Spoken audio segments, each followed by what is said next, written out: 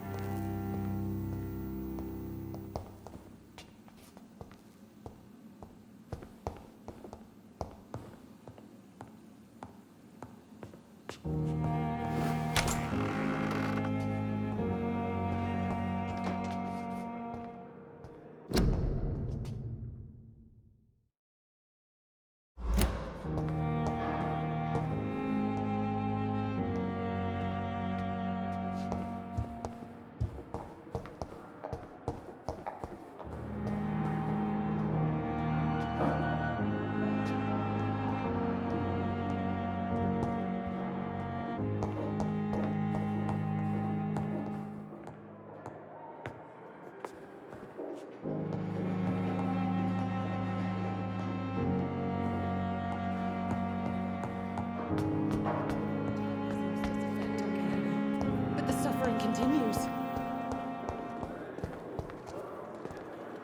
Good evening, Dr. Tippett. Dr. Reid, any good news to share?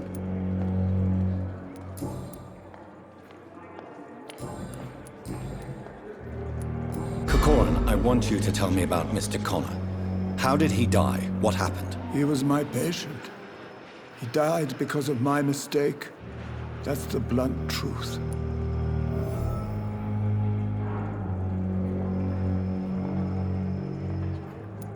Who was this patient? I don't know. Some sick man from the docks, maybe a fisherman.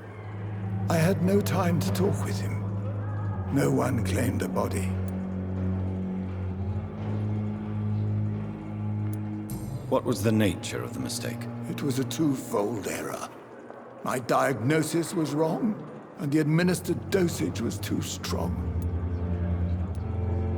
Why not stop practicing? Are you mad? I killed that man, I admit it, and it won't happen again. I have saved so many lives since then.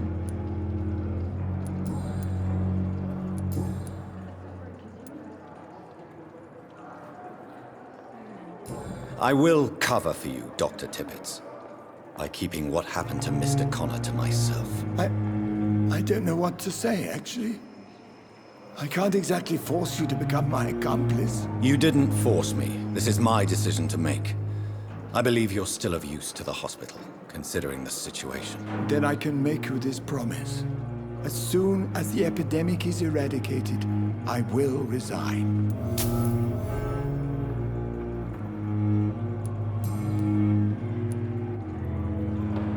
What will you do after your resignation? Do you have a plan? I always fancied visiting Cyprus. Such a beautiful island. I could buy a house there by the sea, read poetry, and wait for death.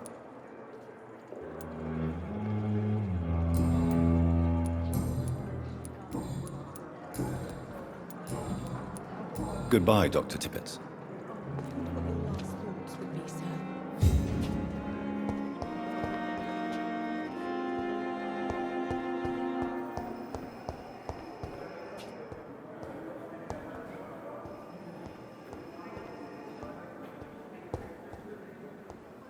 It's locked, all right.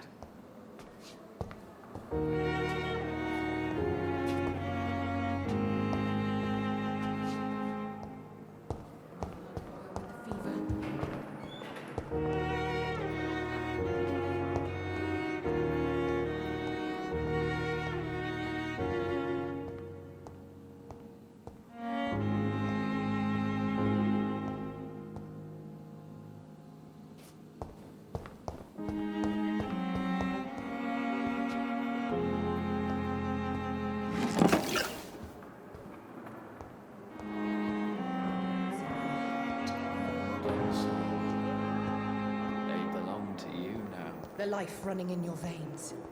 This dead flesh needs it. Oh, please spare me, Dark Queen. Spare your obedient slave.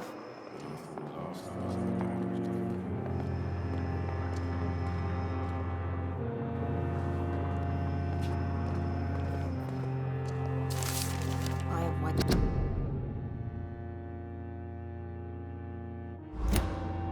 Too much energy for so little result. Damn. The pain. Good evening, Miss Howcroft. How are you tonight? I need blood, Doctor. Warm, rich, vibrant blood. Tell me, Thelma, what do you really know about vampires? I saw one and he saw me. I watched him hunt and kill. I saw his terrible wounds heal as his victim died. And then I knew I was saved. You mean you actually saw a vampire? Here in London? Yes. And it has been the answer to my pain. I must drink and kill to regenerate my decaying body. I am a vampire too.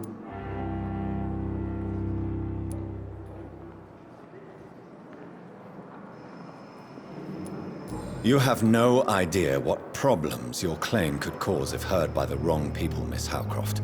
You must stop this nonsense now. Why fear the truth? Strange things live in the dark, Dr. Reid. Strange and ancient beings that were here before this island even had a name.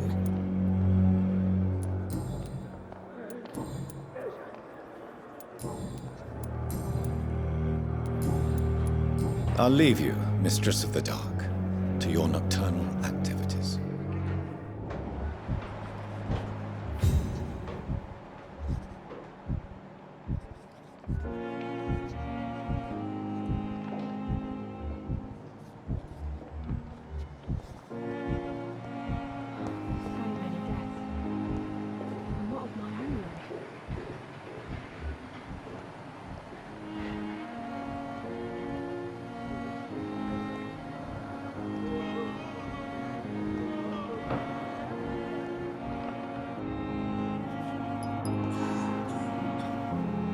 Good evening, sir. I'm Dr. Reid.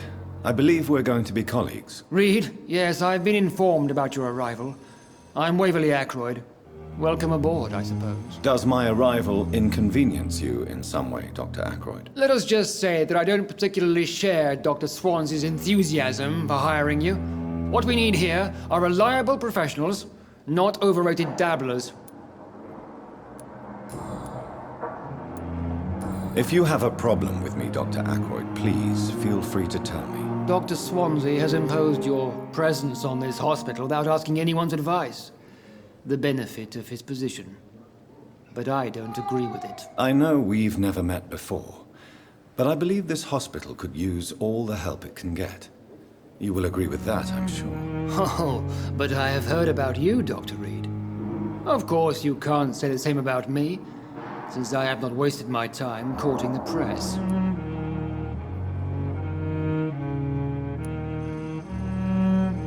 There is no need for such animosity between us. Don't you think the epidemic is already enough to deal with? That is one point we could agree on. And that is precisely why I want to be sure that you will be of help to this hospital, instead of a burden.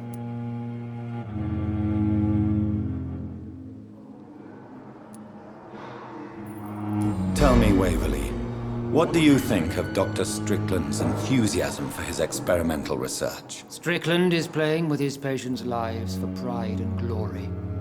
Now that, sir, is unethical. Are you thinking about something in particular? Harvey Fiddick needs delicate surgery. I believe we should stick to the usual procedure, but my young colleague obviously disagrees.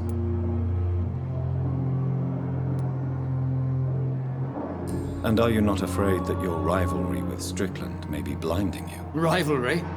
I guess you could call it that. But I will never be childish enough to let my personal feelings affect my judgment.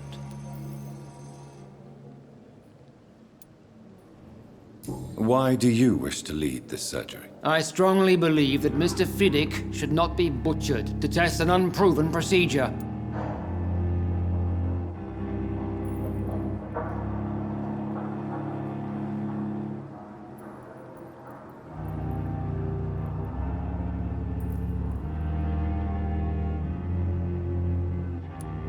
Other people may say that's too conservative a point of view. Conservative? And what are you going to say to Mr. Fiddick if he loses his arm because of the operation? Because that's what's going to happen if the surgery is a failure.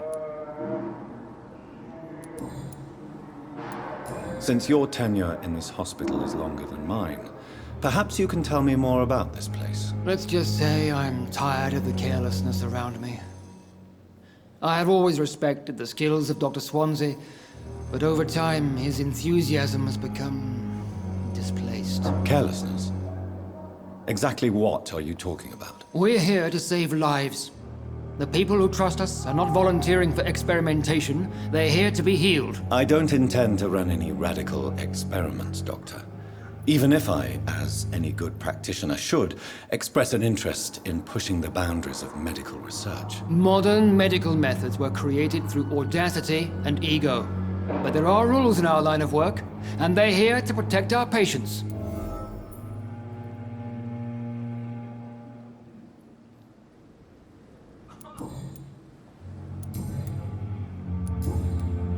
Thank you for your time. We'll talk later.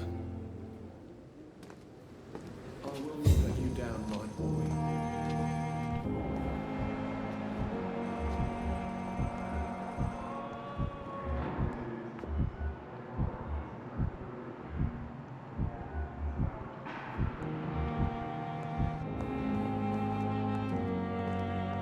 I'm all right. Good evening, Dr. Strickland. And good evening to you, Dr. Reid.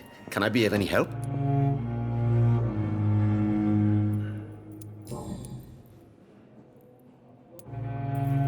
Tell me, Thoreau, what's the real cause of your dislike for Dr. Ackroyd? He refuses to admit that your blood transfusion technique is the only way to save Mr. Fiddick. I'm convinced we must use it. What Dr. Ackroyd really said is that you lack the skill to perform this operation efficiently. Is there anything you have to say about this? It's a false conceit. Dr. Ackroyd secretly envies your reputation. His jealousy blinds him. I'm not the real target here. Tell me more about your willingness to experiment with new medical techniques. Harvey Fiddick is a patient suffering from a severe injury that could cripple him if not treated correctly. I'm convinced your blood transfusion technique could help him. What is it you really want? To save him, or to prove your point? Fair question. I want nothing but to save my patient, Dr. Reid. Especially since I know Mr. Fiddick's story. Tell me Mr. Fiddick's story. Our first diagnosis was compromised because Mr. Fiddick lied to us about the real origin of his injury. He first claimed it was an accident. But why would he hide such crucial information from us? Because he is a proud father. Ashamed of putting his children at risk because of his own negligence. This personal involvement could also appear to be a lack of impartiality. You must know that a good surgeon must remain neutral. I agree. But that does not excuse Dr. Ackroyd's behavior. A man who did not even take time to converse with his patient. Do you think keeping his distance was a mistake? All I know is that I'm taking care of human beings with desires, hopes, and fears. Not some biological machine comprised of blood, bones, and flesh.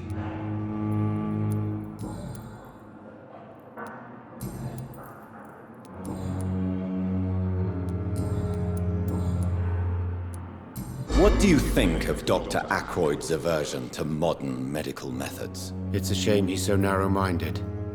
Dr. Swansea taught me that science is about exploring uncharted territory. I'm convinced that's true. With the influenza and all that's going on, you should put your differences aside, don't you think?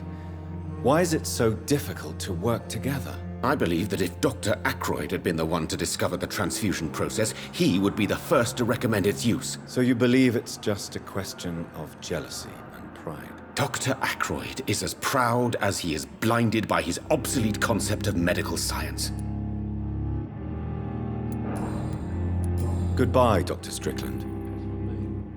What a blundering idiot.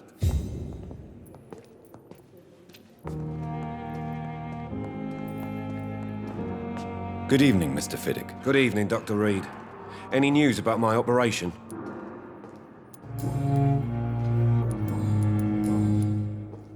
Tell me about your injury, Harvey.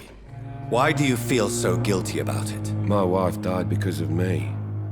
And now I may lose everything because I've been careless enough to hurt myself. What an arsehole.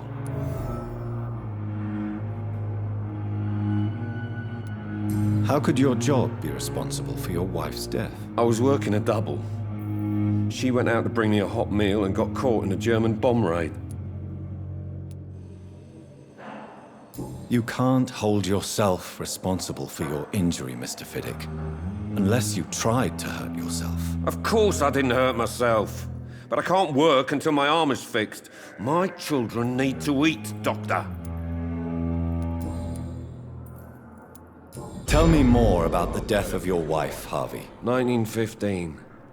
I was in the army, building workshops for the Royal Flying Corps. Helen was happy I wasn't sent to the front. What happened? The Germans sent Zeppelins to bomb the construction site, but they missed their target. My wife was bringing my dinner when the bombs fell. I'm sorry for your loss. So many died during the bombings. I served in France and witnessed the carnage there. I would like to say that she didn't suffer. Truth is, I have no idea. I just know that I'm all that me kids have. Poor little bleeders. How are your children after losing their mother? They were smaller then. The only good thing about this is my Helen didn't bring them with her that night.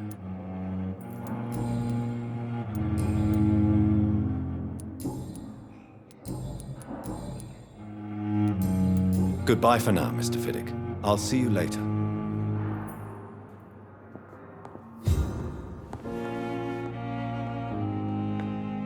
I'm quite busy right now, Dr. Reid.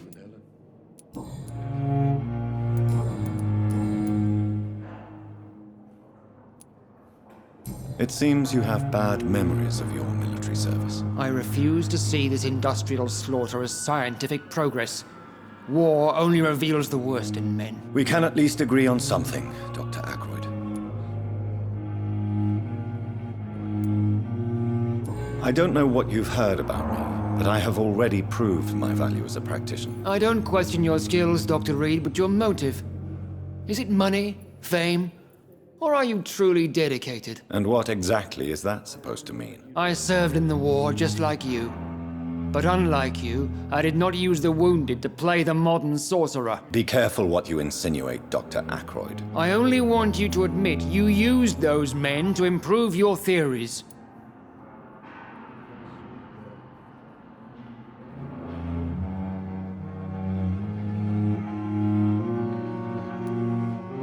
Knowledge has always been and will remain our main weapon, and it has always come at a price.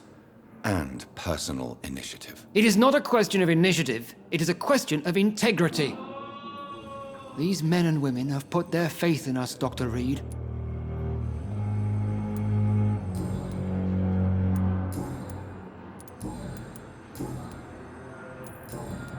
Thank you for your time. We'll talk later. I will not let you down, my boy.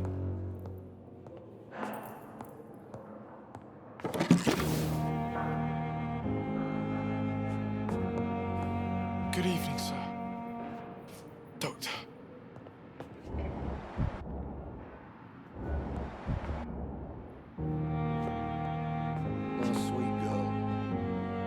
Good evening, Mr. Goswick. How are you? I'm okay. Tell me about yourself, Mr. Goswick. I don't want to talk, Doctor.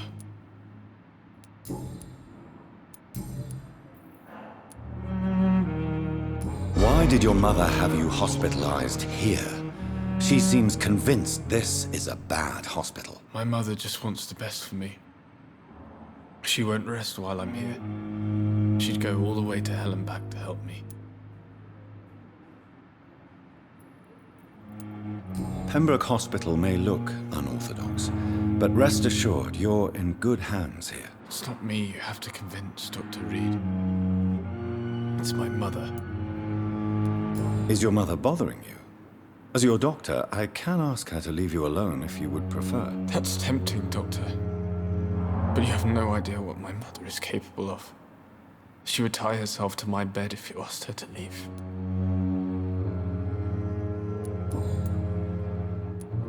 How painful is your throat, Mr. Goswick? So painful I'd rather not talk at all, Doctor.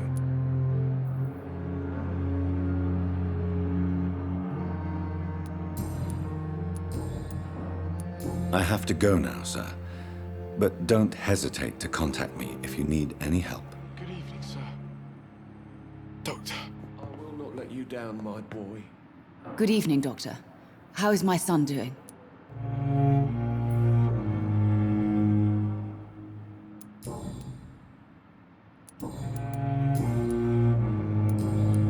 Goodbye, Mrs. Goswick.